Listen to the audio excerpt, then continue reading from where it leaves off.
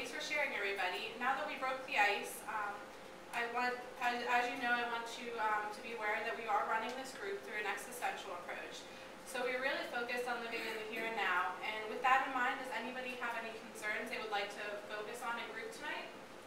Well, I don't know. Lately with everything going on, I'm just experiencing a lot of anxiety. Me too. I just really don't know what's going on. I'm not used to this. It sounds like all of you are experiencing this of late. I get a sense that this may turn into a serious concern for several of you, and we want to get a hold of it now.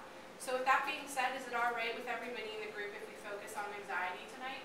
Yes. All right, good. So as I discussed before, we are participating in the existential group. So with that being said, I would like to go around the circle and for each of you to tell a personal story or narrative. Since we picked anxiety as our focus tonight, I would like each of you to share a story based on that topic. We may find similarities with everybody's feeling. Kayla, would you like to start? Sure. Well, recently a good friend of mine passed away. It has me thinking about my own death and that when I die, nothing I've accomplished and what will people remember me by. So what you're saying is that not only are you anxious about your own death, but you're also anxious about not having meaning in your life. I'm wondering if anybody else is having similar feelings? Yeah, I am. I guess I'm feeling that there's no meaning to my life anymore because my kids are gone. They're away at college. So I don't have that routine anymore of having the kids at home. My husband's been telling me that I just seem really empty lately. Yeah, I've had similar feelings as both of them. What seems to be occurring in everybody's life is what Frankl called existential vacuum, in which meaningless in life can lead to an emptiness or hollowness feeling. For example, Jamie, you said that you have no meaning since your kids left anymore. Well, yeah, I guess I really do feel hollow inside. The routine at home is gone, the Sunday dinners, I did my kids' laundry, I made sure there was food in the fridge, I made sure they were home for curfew. I had meaning being a mom, and now that they're gone, it's just all gone. I mean, I want to have meaning to my life, but I don't know, I don't want to feel like this the rest of my life. It seems to me that you're saying you want to find new meaning in your life, but maybe you've stopped looking for ways to do this. How do these two facts interrelate? I don't know. Can anybody else in the group help out? I think what's going on is that you do want new meaning in your life, but you haven't yet sought a new meaning out.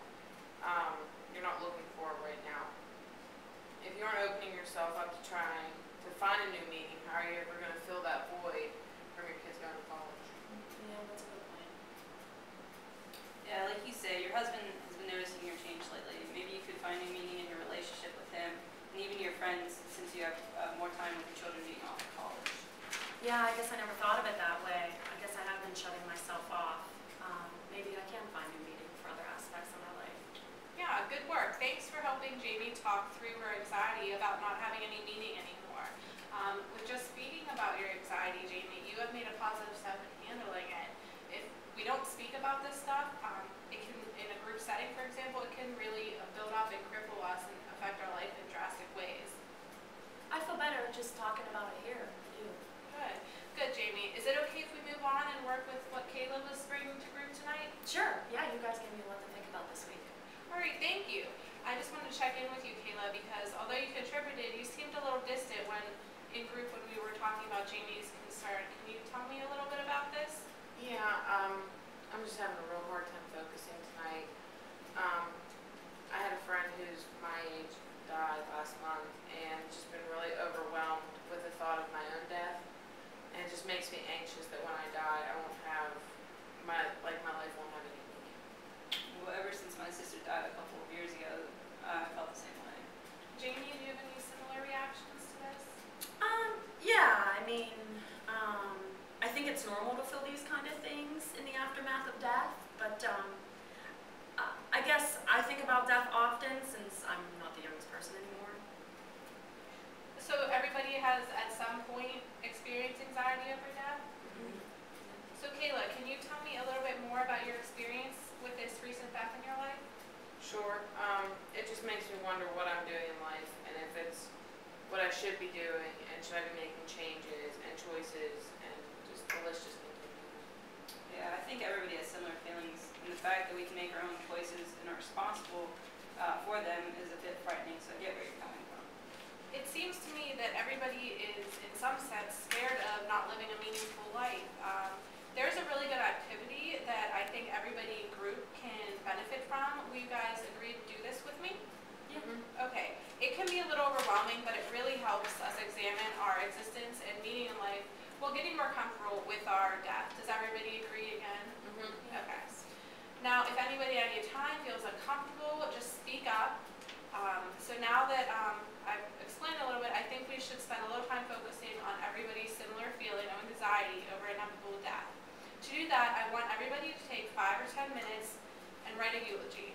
I know this can be overwhelming and it sounds a little stupid and silly, but just try to imagine that if you died today, what your eulogy would say and what you would want it to say. After you're done, we can share them with the group and discuss them.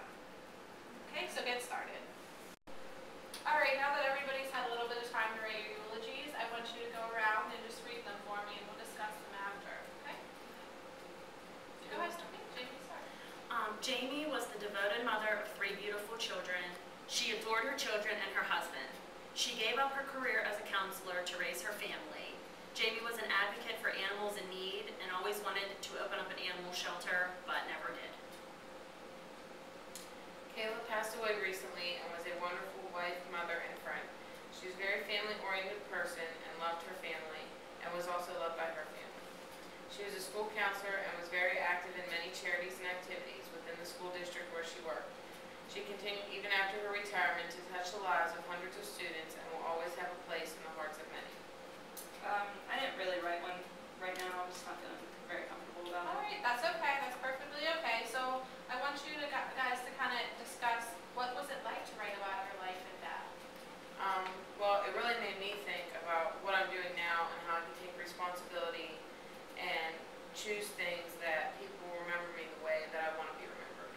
Okay, so it really opened your eyes up to that maybe you haven't been living as authentically and as responsibly as you would like to. Yeah, it really made me aware of things like that and really like my meaning in life. Okay. Does anybody else have any similar or completely different feelings from Kayla?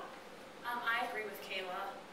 This exercise really made me aware of my own death, which I think will help me with my wanting to renew my lease on life. I know my death is there at some point, so I think this will actually help me live a better life, knowing that. Good. What I'm hearing you say is that you're aware of your death and now it will make you find meaning in your life that is much better for yourself. Yeah, it makes you think where am I going in this life and where do I want to go?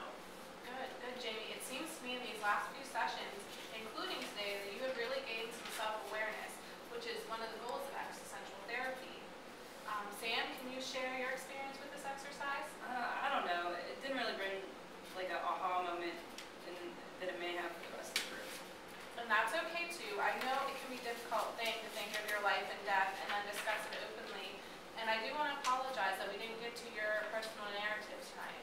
But as we are wrapping up, I want you to remember how you are feeling at this moment. And next week, we will start off with your story. Can you do this for me?